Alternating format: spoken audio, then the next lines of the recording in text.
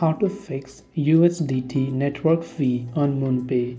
Now, in order to fix USDT network fee or also insufficient funds to your USDT network fee, what we can try to do is couple of things. The first thing we can try is to top up a small amount of the native blockchain token required for gas, such as ETH for Ethereum or ERC20 or TRX for Tron or SOL for Solana into your wallet.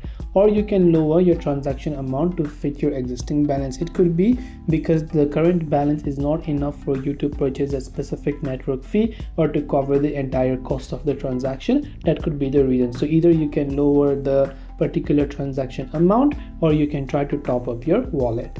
And this way you can fix your USDT network fee on MoonPay. Hope this video helped you out, and if you have any questions, feel free to leave them down. Thank you for watching till the very end, and see you soon as always in the next video.